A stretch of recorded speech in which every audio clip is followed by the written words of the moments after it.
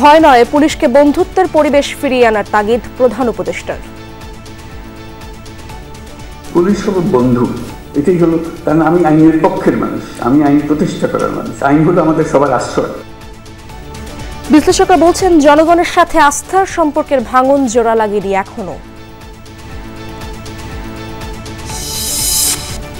যুগপৎ আন্দোলনের শরিকদের নিয়ে নির্বাচনে জোট করবে বিএনপি, থাকছে না জামায়াত।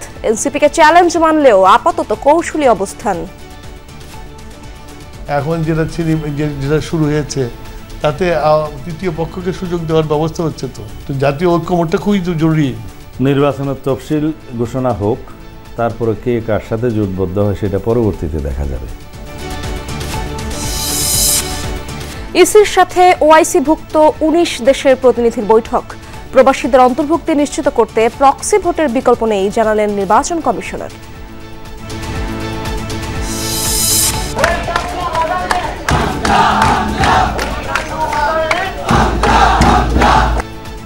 দেশে পৌঁছে সমর্থকদের উষ্ণ ভালোবাসায় সিক্ত বাংলাদেশি বংশোদ্ভূত English footballer Hamza Chowdhury. Asian Cup বাছাইয়ে ভারতের বিপক্ষে ভালো ফলের আশা। ইনশাআল্লাহ আমরা উইন করব। আমরা বিগ ড্রিমস আছে আমরা বাংলাদেশের সঙ্গে। আমি কোচ হাভিয়ার সঙ্গে ম্যাচি বুতা, আর ইনশাআল্লাহ আমরা উইন করে প্রোগ্রেস করতে পারব। কর্মীদের অভিনব প্রতিবাদে প্রায় ১.৫ ঘন্টা টিকিট ছাড়াই মেট্রো রেলে চড়ল রাজধানীবাসী। ৬ দফা দাবি পূরণের আশ্বাসে কর্মসূচি প্রত্যাহার। কোভিড ভ্যাকসিন ক্রয়ের নামে সালমান এফ রহমান ও বেক্সিমকোর বিরুদ্ধে ২২,০০০ কোটি টাকা আত্মসাতের অভিযোগ। তদন্ত শুরু করেছে দুদক। ইয়েমেনে হুতি নিয়ন্ত্রিত ৭ প্রদেশে যুক্তরাষ্ট্রের বিমান হামলা, প্রাণহানি ছাড়িয়েছে অর্ধশতাধিক। পাল্টাপাল্টি হুঁশিয়ারিতে ছড়াচ্ছে উত্তেজনা।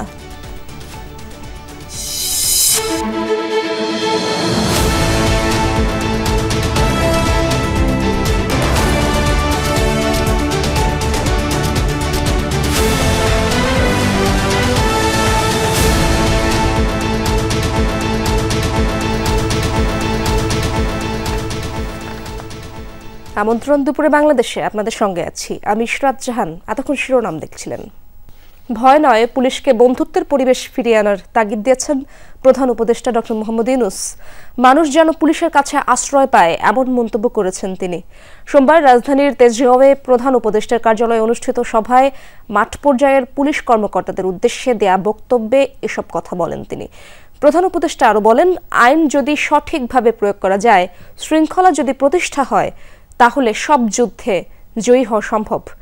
আইন না থাকলে সরকার, গণতন্ত্র, নাগরিক অধিকার কিছুই থাকবে না। নির্বাচন যতই কাছে আসবে, ষড়যন্ত্র ততই তীব্র হবে উল্লেখ করে তিনি পুলিশকে সতর্ক থাকার নির্দেশ দেন। যুদ্ধাবস্থায় আছি এইটা মনে রেখে পুলিশকে দায়িত্ব পালন করার পরামর্শ দেন প্রধান উপদেষ্টা। মাঠ পর্যায় সহ মোট ১২৭ পুলিশ কর্মকর্তা এতে উপস্থিত ছিলেন। পুলিশ দেখলে আশ্রয় পায়, এখন পুলিশ দেখলে ভয় পায়। কি আমাদের খ্রিস্টের মধ্যে আটকে ফেলে, একটা ভয়ঙ্কর একটা ক্যারেক্টার। পুলিশ হলো বন্ধু, এটাই হলো, কারণ আমি আইনের পক্ষের মানুষ, আমি আইন প্রতিষ্ঠা করার মানুষ। আইন হলো আমাদের সবার আশ্রয়। আমাদের কাছেই রয়েছে আইন এবং শৃঙ্খলা। এইটা আমরা প্রতিষ্ঠা করব। এটা প্রতিষ্ঠিত করতে পারলেই ওই এনভায়রনমেন্টটা সৃষ্টি হয়। রাষ্ট্রীয়ভাবে অবমূল্যায়ন করে রাখায় এখনো পুরোপুরি সক্রিয় হতে পারছে না পুলিশ, এমন মত প্রকাশ করে অপরাধ বিশ্লেষকরা বলছেন, কমিশনের প্রস্তাবনা অনুযায়ী যথাযথ সংস্কার না হওয়াও একটি বাধা। পুলিশের ব্যর্থতার পাশাপাশি বেকারত্ব আর রাজনীতির প্রভাবকে আইন শৃঙ্খলার অবনতির কারণ হিসেবে দেখছেন আরেক অপরাধ বিশ্লেষক ডক্টর তৌহিদুল হক। তবে পুলিশ বলছে, অপরাধ নিয়ন্ত্রণে গতি বাড়ানোর চেষ্টা করছেন তারা। শাকিল হাসানের রিপোর্টে দেখুন বিস্তারিত।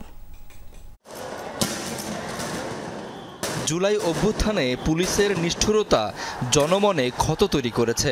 হতাহতদের স্বজন ছাড়াও অনেক মানুষ এখনও ক্ষুব্ধ পুলিশের উপর। তারই বহিঃপ্রকাশ ঘটেছে ৫ আগস্ট পরবর্তী সময়ে। এই দুর্বলতার সুযোগ নিয়ে পুলিশের উপর সুযোগ সন্ধানীদের হামলার ঘটনাও ঘটেছে। কর্মক্ষেত্রে অনুপস্থিত অনেকে, গ্রেপ্তার অনেকের বিচার চলছে, আবারও অপরাধে জড়িয়ে পড়েছেন কেউ কেউ। গণমাধ্যমে প্রতিদিনই খবর হচ্ছে সেসব। নৈতিকতা ভেঙে গেছে অনেক সদস্যের, যার প্রভাব পড়ছে মাঠ পর্যায়ে কাজ করা পুলিশের ওপর। চুরি, ছিনতাই, চাঁদাবাজি সহ ডাকাতির এই অপরাধগুলো করার জন্য আমার পেশাদার অপরাধী তো আছেই, এর সাথে আবার এই যারা বেকার হয়েছেন তাদের একটা বড় অংশ আবার এই ধরনের অপরাধগুলোর সাথে জড়িত হয়ে পড়বে। তার মানে আমার এই বাস্তবতার কারণেই আমার অপরাধীর সংখ্যাটা বাড়ছে। গত 7 মাসের অপরাধের ভয়াবহতায় শঙ্কা বেড়েছে সাধারণের মাঝে। বিশেষ করে শহর এলাকায় সন্ধ্যার পরপরই নিজেদের নিরাপদ মনে করছেন না নাগরিকরা। মুষ্টিময় কিছু লোকের কাছে মনে হয় যেন আমরা বন্দী হয়ে আছি। এই বন্দী অবস্থা থেকে আমরা মুক্তি চাচ্ছি। পুলিশকে সেই অনুসারে আগায় আসতে হবে। মানুষের বন্ধু হিসাবে যদি হয় তাহলে মানুষরা সাহস পাবে পুলিশের কাছে যাইতে, পুলিশের কাছে আবেদন জানাইতে যে কি ফেস করতেছে। এতদিনেও পুলিশকে কেন তৎপর করা গেল না? কেন জোড়া লাগছে না জনগণের সঙ্গে আস্থায় ফাটল ধরা সম্পর্কে? রাজনৈতিক কারণ আছে এখানে, তারপরে সামাজিক, তারপরে সাংস্কৃতিক বিভিন্ন কারণে রয়েছে এবং পুলিশ বাহিনী বিগত সময়ে যে রোল এবং ফাংশন করেছে সেগুলি নিয়ে বিতর্ক আছে। পুলিশ বাহিনীকে রাষ্ট্রীয়ভাবে আন্ডারমাইন করা হচ্ছে, যার ফলে পুলিশ সে স্বতঃস্ফূর্ত হয়ে যে এই ধরনের অপরাধকে মোকাবেলা করার জন্য অনেক সময় সে সক্রিয় হয়ে উঠতে পারছে না। সমস্যার গোড়ার কারণগুলো বলার পাশাপাশি এর সমাধানও তুলে ধরলেন পুলিশ নিয়ে কাজ করা এই গবেষক। বিকেন্দ্রীকরণ, রাজনীতি প্রভাবমুক্ত করা, ইন্ডিপেন্ডেন্ট পুলিশ কমিশন করা, এগুলি বলা হয়েছে। এটা সরকার বিবেচনা করতে পারে। বিবেচনা কেন, একেবারে ওয়েল স্ট্রাকচার একটা এখনই করা থাকবে এবং সেটা বাস্তবায়ন করা হবে। এই সময়টা যদি এখন না করা হয়, এটা ভবিষ্যতে কখনো এই কমিশন, কখনোই পুলিশ কমিশনের এই সুপারিশগুলি কখন কার্যকর হবে। কিন্তু রাষ্ট্র এটা কতটুকু নিতে চায় অথবা নিতে চায় না সেটা নিয়ে আমার সন্দেহ আছে। ঊর্ধ্বতন কর্মকর্তারা বাহিনীর শৃঙ্খলা ফিরিয়ে আনার চেষ্টা করছে বলে জানায় পুলিশ। অপরাধ নিয়ন্ত্রণেও গতি বাড়ানোর চেষ্টা করছে তারা। দু একটা বিচ্ছিন্ন ঘটনা ছাড়াই রাজধানীর আইনশৃঙ্খলা পরিস্থিতি মোটামুটি স্থিতিশীল রয়েছে। এটা নিয়ে অবশ্য আমরা কোনোভাবে আত্মতুষ্টির মধ্যে নেই, আমরা সর্বাত্মক চেষ্টা করছি। আইন শৃঙ্খলা বাহিনীর হিসেবে চলতি বছরের প্রথম 2 মাসেও অপরাধের ঊর্ধ্বগতি স্পষ্ট। শাকিল হাসান, যমুনা নিউজ, ঢাকা। বড় পরিসরে প্রবাসীদের ভোটে অন্তর্ভুক্তি নিশ্চিত করতে চাইলে প্রক্সি ভোটের বিকল্প নেই বলে জানিয়েছেন নির্বাচন কমিশনার আবুল ফজল মোহাম্মদ সানাউল্লাহ। প্রবাসীরা যেন ভোট দিতে গিয়ে আইনগত ঝামেলায় না পড়ে সেটি নির্বাচন কমিশন দেখবে বলে জানান তিনি। ইসলামী সহযোগিতা সংস্থা ওআইসি-ভুক্ত দেশগুলোর পাশে বাংলাদেশ মিশন প্রধানদের সঙ্গে বৈঠক শেষে তিনি এসব কথা বলেন। নির্বাচন সংশ্লিষ্ট সংস্কারে সমর্থনের কথা জানিয়েছেন মিশন প্রধানরা। সোমবার বেলা 11টায় নির্বাচন ভবনে এই বৈঠক শুরু হয়। বৈঠকে ত্রয়োদশ জাতীয় সংসদ নির্বাচনের প্রস্তুতি সহ সার্বিক পরিস্থিতি তুলে ধরেন প্রধান নির্বাচন কমিশনার AMM নাসির উদ্দিন। এর আগে 19 দেশের মিশন প্রধানদের চিঠি দিয়ে ইসির পক্ষ থেকে আমন্ত্রণ জানানো হয়।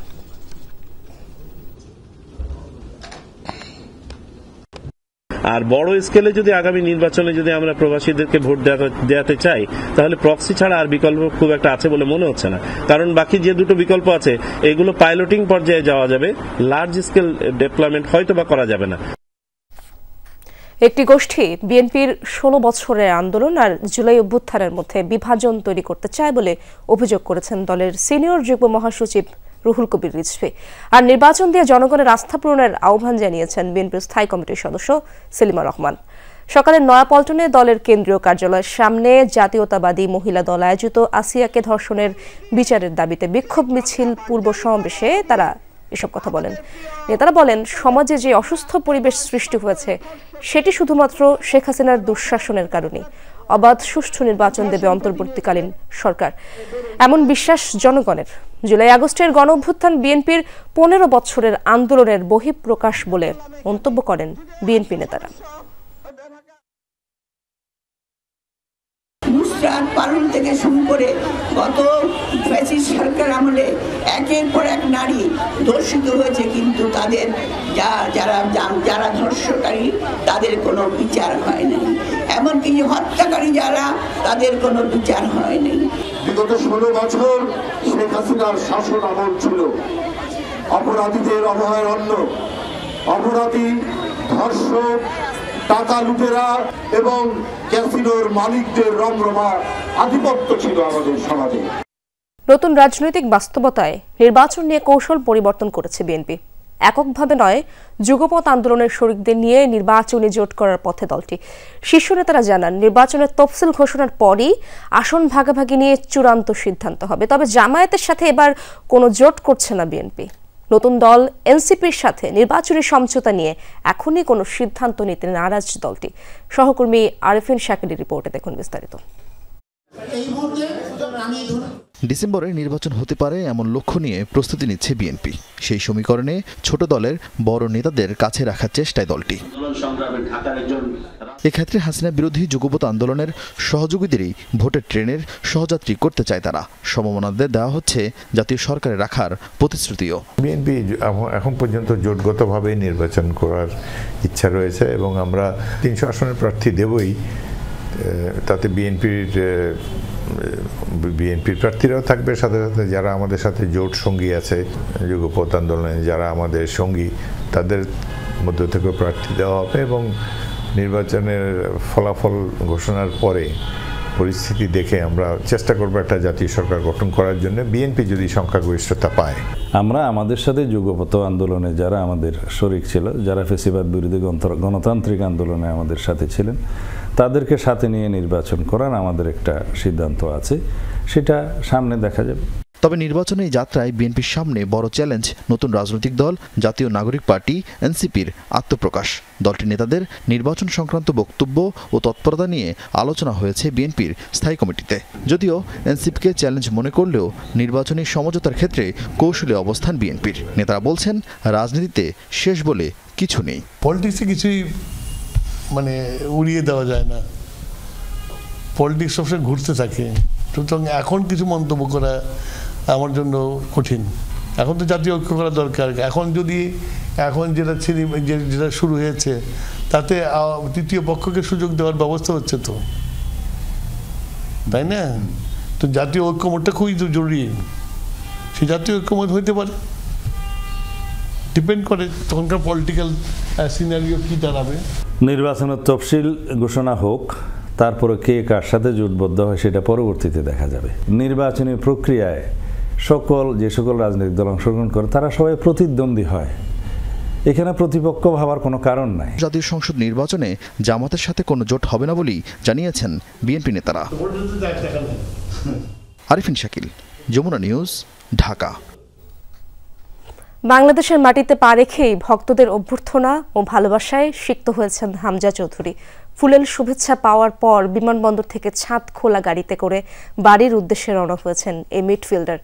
জাতীয় দলের হয়ে খেলতে সিলেট পৌঁছেছেন হামজা চৌধুরী। সকাল 11:34 ওসমানী বিমানবন্দরে ল্যান্ড করেছেন এই মিডফিল্ডার।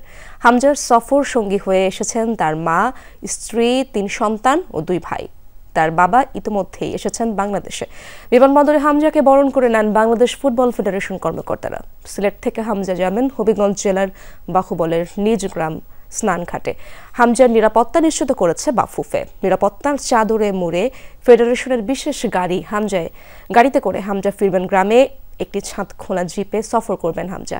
হবিগঞ্জে একদিন থাকার পর 19 তারিখ সকালে ঢাকায় ফেরার কথা রয়েছে হামজার। Amazing. It feels like a long time coming. I'm excited to be here. Yeah, very much so. Hopefully 2 wins, 2 derbies. So inshallah we'll win and we'll progress. Inshallah আমরা win করবো। আমরা big dreams আছে আমরা বাংলাদেশের সঙ্গে। আমি coach হাভিয়ার সঙ্গে মাতসি বুতা আর inshallah আমরা win করে progress করতে পারবো। দর্শক, হামজা চৌধুরীর হবিগঞ্জের বাড়িতে রয়েছেন আমার সহকর্মী প্রদীপ দাস সাগর। সেখানকার খবরাখবর জানবো তার মাধ্যমে। প্রদীপ, হামজা চৌধুরী কখন নাগাদ হবিগঞ্জে পৌঁছাবেন কিছু জানতে পারলেন কিনা আপনি, এবং তাকে বরণের প্রস্তুতি কেমন দেখছেন আপনি?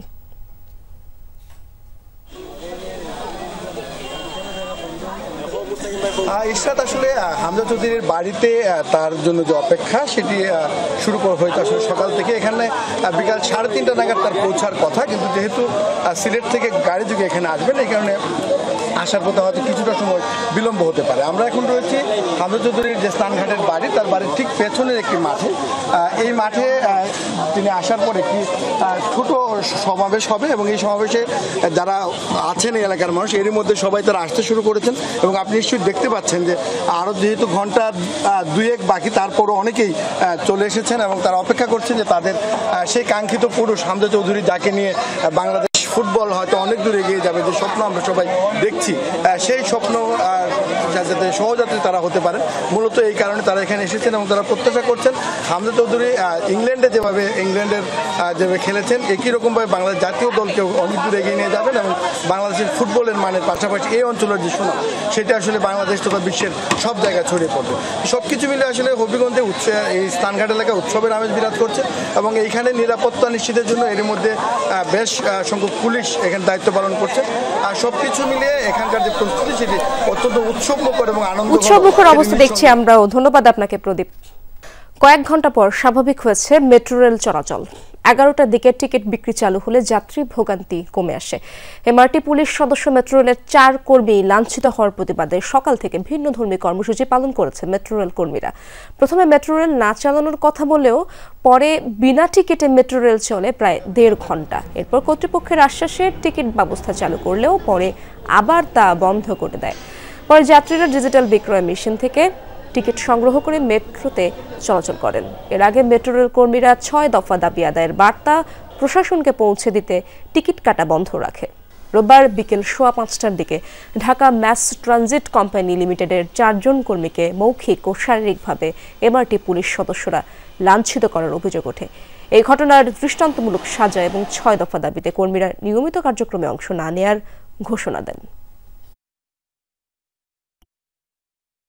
ব্যস্তময় একটা জীবন, সুতরাং এমন কোনো কর্মসূচি তাদের নেওয়া উচিত না যারা আমরা সাধারণ জনগণ এই ঘটনার সাথে সংশ্লিষ্ট নই, তারা ক্ষতিগ্রস্ত হই। প্রতিবাদের এই ভাষাটা একটু ইউনিক লাগলো, কারণ এতে জনগণের আমার মনে হয় কোনো ভোগান্তি হলো না আর কি। বন্ধ রেখে তো আর সমস্যার সমাধান করা যায় না, হয়তো এটার বিকল্প ব্যবস্থা করতে পারতো। প্রবলেমটা যেখান থেকে হয়েছে ওখানে আলোচনার মাধ্যমে সমাধান করা যেতে পারতো। কোনো ধরনের অভিযোগ বা ভোগান্তি ছাড়াই চতুর্থ দিনের মতো অনলাইনে বিক্রি হচ্ছে রেলের ঈদ যাত্রা টিকিট। সকাল 8টায় পশ্চিমাঞ্চলের টিকিট বিক্রি শুরু হলে প্রথম আধা ঘন্টায় ওয়েবসাইটে হিট করেন 1 কোটি মানুষ। এমন তথ্য জানিয়েছেন কমলাপুর রেলওয়ে স্টেশনের ম্যানেজার শাহাদাত হোসেন। তিনি জানান, আজ পশ্চিমাঞ্চল ও পূর্বাঞ্চল রুটের মোট 33,199 টিকিট বিক্রি হবে। বিকেল 2টা থেকে পাওয়া যাবে পূর্বাঞ্চল রুটের টিকিট। সকাল 11টা পর্যন্ত পশ্চিমাঞ্চল রুটের বরাদ্দকৃত 16,634 টিকিটের মধ্যে 16,019টি বিক্রি হয়। শতভাগ টিকিট অনলাইনে বিক্রি হওয়ায় কমলাপুর রেল স্টেশন ঘিরে নেই মানুষের বাড়তি জটলা, স্বাভাবিকভাবে চলছে রেল চলাচল। স্টেশন ম্যানেজার জানান, বিভিন্ন রুটে ট্রেনের সংখ্যা বাড়ায় মানুষের ভোগান্তি কমেছে, বেড়েছে রেলের যাত্রী। 16,634 আর সকাল 10:30 পর্যন্ত আপডেট হলো 16,019টা টিকিট অলরেডি বিক্রি হয়ে গেছে। যাত্রী সাধারণ যখনই যেদিকে মুভ করার চেষ্টা করতেছে পারতেছে, টিকিটগুলো পাচ্ছে।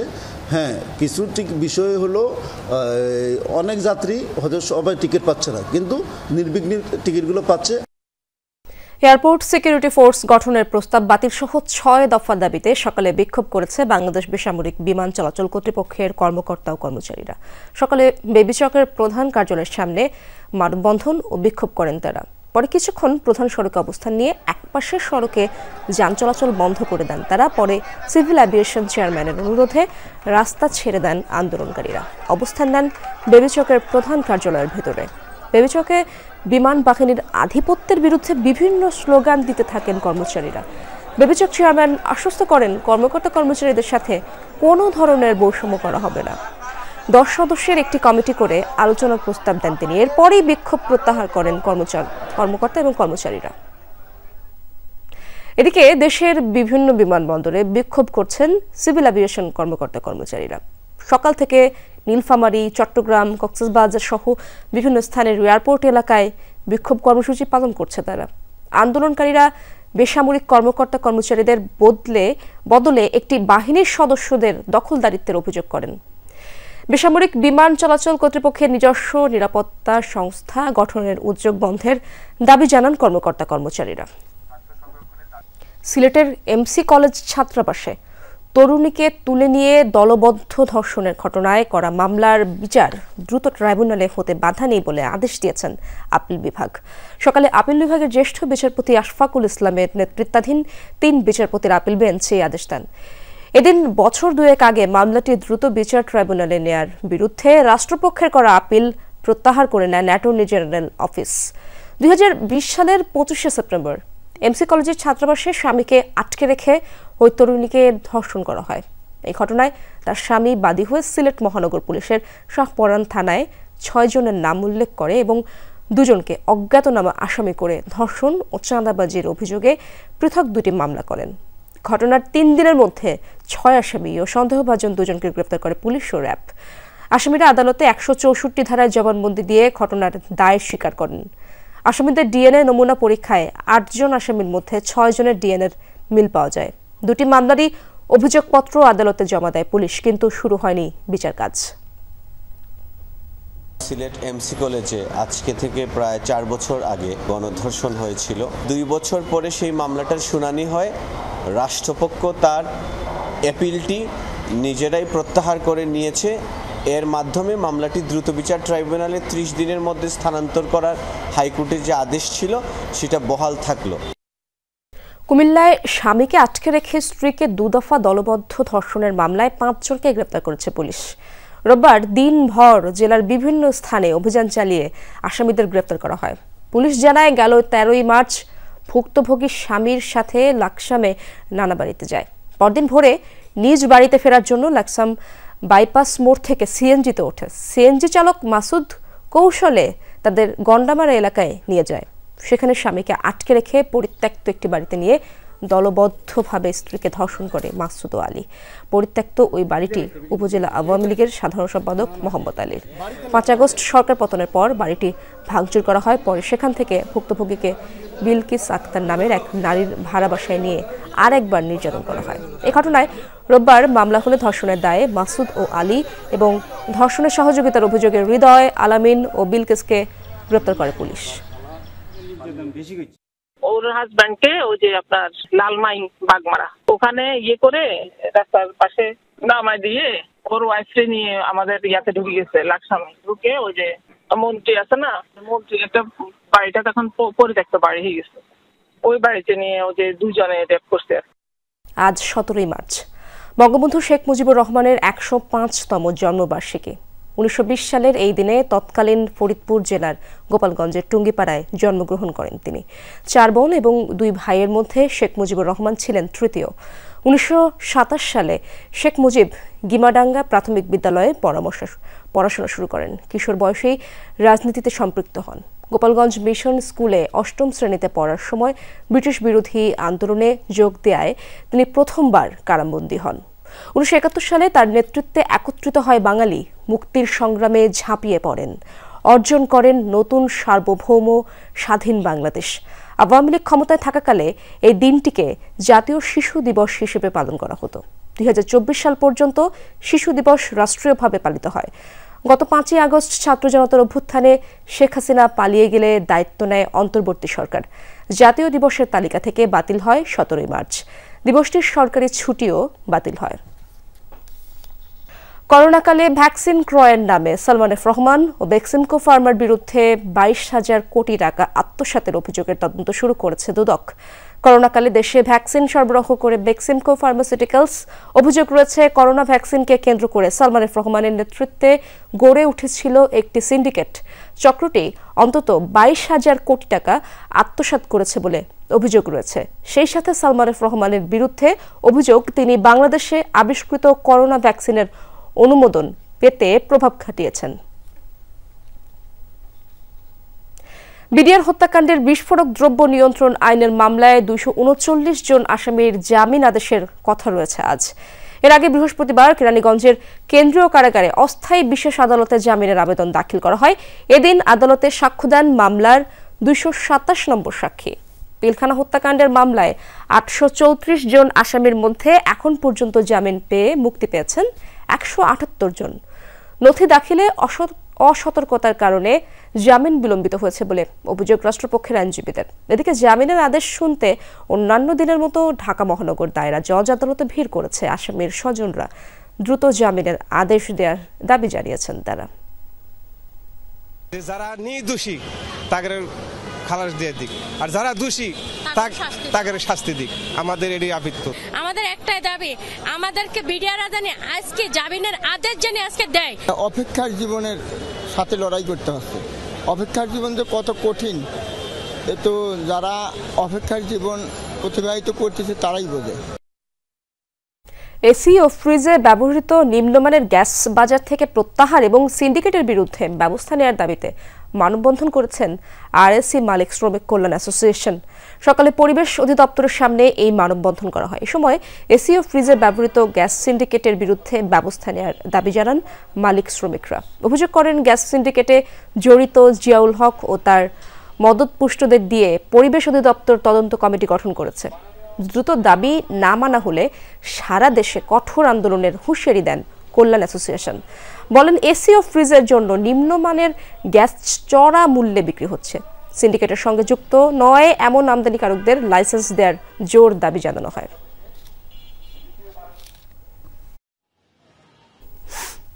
ঈদ উপলক্ষে নাটোরের ওয়ার্কশপগুলোতে চলছে লক্কর ঝক্কর বাস মেরামত।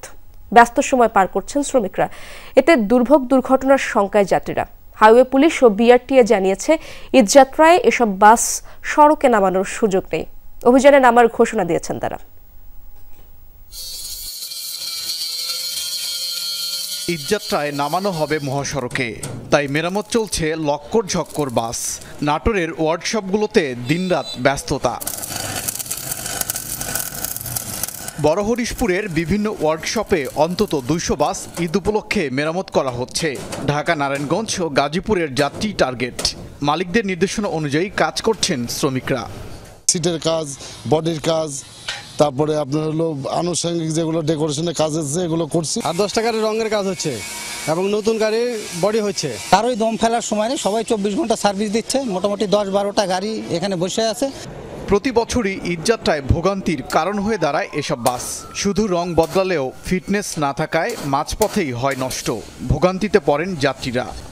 সড়কে অনেক ফিটনেসবিহীন গাড়ি চলে, আমরা চাই এই সমস্ত ফিটনেসবিহীন গাড়ি যেন সড়কে না চলে। অতি মুনাফার জন্য এরকম একটা দুর্ঘটনা কবলিত না হয়, যেন মানুষের মৃত্যুর মিছিল আমাদের না দেখতে হয়। যাদের গাড়ি আছে আমি তাদেরকে বলেছি তারা যেন ফিটনেসবিহীন গাড়ি যেন রাস্তায় না চালায়।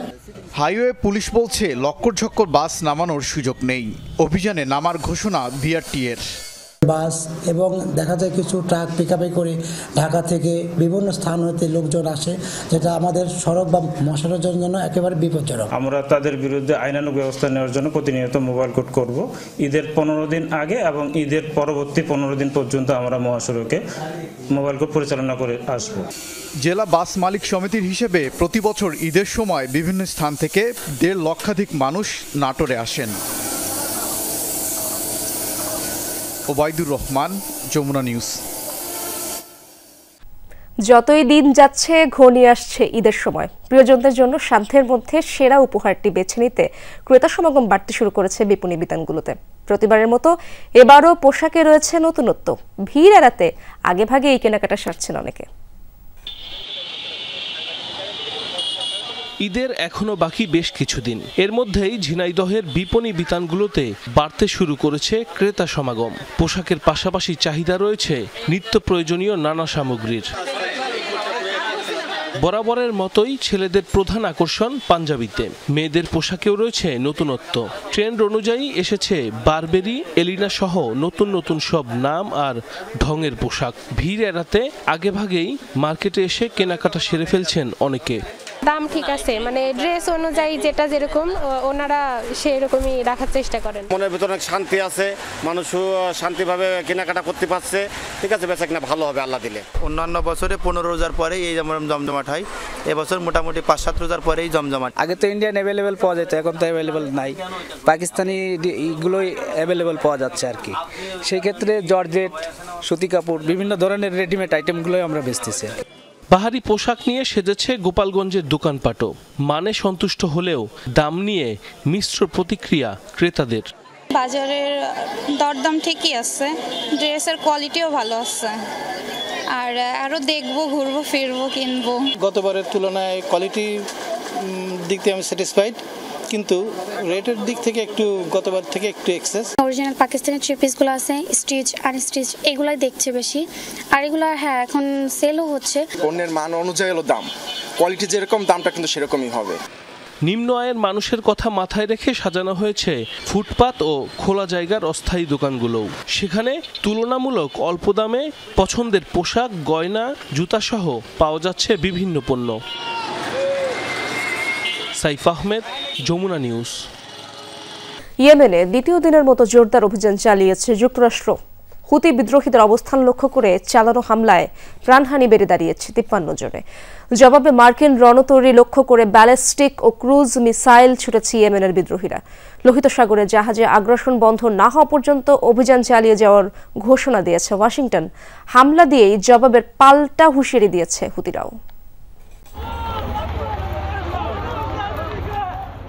লোহিত সাগরের তীরবর্তী হোদাইদা বন্দরে আবারও দুটি নতুন হামলা। 2023 সালে হুতিদের ছিনতাই করা জাহাজ গ্যালাক্সি লিডার টার্গেট করে মার্কিন বাহিনী। মিসাইলের টার্গেট হয়েছে উত্তরাঞ্চলীয় আল জাওয়াফ প্রদেশের একটি সরকারি কমপ্লেক্সও। হুতিদের নিয়ন্ত্রণে থাকা ইয়েমেনের 7টি প্রদেশে হামলা চালিয়েছে যুক্তরাষ্ট্র। বেড়েছে হতাহতের শঙ্কা। হুতিরা হামলা থেকে বিরত না থাকলে অভিযান চালিয়ে যাওয়ার ঘোষণা দিয়েছে মার্কিন প্রতিরক্ষা মন্ত্রণালয়। যুক্তরাষ্ট্রের আগ্রাসনের উদ্দেশ্যে গাজার ভাইদের প্রতি আমাদের অবস্থান পরিবর্তন। তবে ইয়েমেনের জনগণ আর নেতৃত্ব কখনো তাদের অবস্থান পাল্টাবে না। প্রতিরোধ চলবেই। আমাদের উপর যতই হামলা করুক ইয়েমেনিদেরকে ভয় দেখাতে পারবে না। এই হামলার জবাব তারা নিজ ভূমিতে পাবে। পাল্টা জবাব দিয়েছে হুতিরাও। লোহিত সাগরের উত্তরে মার্কিন রণতরী হ্যারিস ট্রুম্যান লক্ষ্য করে 24 ঘন্টায় দ্বিতীয় দফায় হামলার দাবি করেছে তারা। ছুড়েছে 18টি মিসাইল ও ড্রোন। যদিও রণতরীতে হামলার কথা অস্বীকার করেছে যুক্তরাষ্ট্র। হুতিদের 11টি ড্রোন ভূপাতিতের দাবি করেছে ওয়াশিংটন। লোহিত সাগরে জাহাজে হামলা বন্ধের ঘোষণা না দেয়া পর্যন্ত ইয়েমেনে অভিযান চালিয়ে যাওয়ার ঘোষণাও দিয়েছে। ওয়াশিংটনের হামলার জবাব হামলা দিয়েই দেয়া হবে বলে হুঁশিয়ারি দিয়েছে হুতি। 24 ঘন্টায় দ্বিতীয়বারের মতো মার্কিন রণতরী হ্যারি এস ট্রুম্যান লক্ষ্য করে হামলা চালিয়েছে ইয়েমেনের সশস্ত্র যোদ্ধারা। ব্যালিস্টিক ও ক্রুজ মিসাইল এবং ড্রোন ব্যবহার করা হয়েছে। বেশ কয়েক ঘন্টা ধরে হামলা চালানো হয়। শত্রুপক্ষের যুদ্ধবিমান ফিরে যেতে বাধ্য হয়েছে। ইয়েমেনের প্রতি সমর্থন জানিয়েছেন ইরানের সর্বোচ্চ ধর্মীয় নেতা আয়াতুল্লাহ আলী খামেনি। হুতিদের পাশে থাকার ঘোষণা দিয়েছে হামাস ও কাতাইব হিজবুল্লাহ। ডরথি দাস্ট্রিন, যমুনা নিউজ। 7 মাস দখলে রাখার পর এবার রাশিয়ার কুরস্কের সুৎসা নগরীর নিয়ন্ত্রণ হারালো ইউক্রেন। রুশ সেনাদের কাছে পরাস্ত হয়ে এবার অঞ্চলটি থেকে সেনা প্রত্যাহার করে নিয়েছে ইউক্রেন। শনিবার বিষয়টি নিশ্চিত করে দেশটির সশস্ত্র বাহিনীর প্রধান। যুদ্ধবিরতি তৎপরতার মধ্যেই সীমান্তবর্তী অঞ্চলটিতে হামলার পরিধি ব্যাপক হারে বাড়ায় রাশিয়া। রুশ প্রতিরক্ষা মন্ত্রণালয়ের দাবি, গেল 24 ঘন্টায় কুরস্কে পুতিন বাহিনীর হামলায় হতাহত হয়েছে কমপক্ষে 220 ইউক্রেনীয় সেনা। কমপক্ষে 19 দফায় চালানো হয়েছে বিমান হামলা। চলছে বাসিন্দাদের নিরাপদ স্থানে সরানোর কাজ। গেল বছরের আগস্টে ইউক্রেনের অতর্কিত হামলায় কুরস্কের সুৎসা নগরে নিয়ন্ত্রণ হারায় রুশ সেনারা। নাচের মাধ্যমে ক্যাথলিক ধর্মগুরু পোপ ফ্রান্সিসের প্রতি শ্রদ্ধা জানালেন তার একদল ভক্ত অনুসারী। পোপের সুস্থতা কামনায় রোমের গেমিলি হাসপাতালের বাইরে আয়োজন করা হয় জনপ্রিয় ট্যাঙ্গো নাচের আসর। রোববার ব্যান্ডেনিয়নের সুরের মূর্ছনায় অন্যরকম এক পরিবেশ তৈরি হয়েছিল হাসপাতালের বাইরের প্রাঙ্গণে। রোমের এই হাসপাতালেই নিউমোনিয়া সহ আরও নানা রোগের চিকিৎসা চলছে পোপ ফ্রান্সিসের। ট্যাঙ্গো নাচের আসরে যোগ দিয়েছিলেন কয়েক জোড়া যুগল। তারা জানান, পোপকে শ্রদ্ধা জানাতে ও দ্রুত সুস্থতা কামনায় প্রদর্শন করা হচ্ছে তার পছন্দের নাচ। পোপের জীবনী শক্তি ফিরিয়ে আনতেই ভক্তদের এই ব্যতিক্রমী আয়োজন। গেল 14 ফেব্রুয়ারি থেকে গেমিলি হাসপাতালে চিকিৎসাধীন 88 বছর বয়সী পোপ 1 যুগ ধরে রোমান ক্যাথলিক চার্চের প্রধান হিসেবে দায়িত্ব পালন করছেন আর্জেন্টিনার নাগরিক পোপ ফ্রান্সিস। দর্শক, এই ছিল দুপুরে বাংলাদেশে। এতক্ষণ যারা সঙ্গে ছিলেন সবাইকে ধন্যবাদ।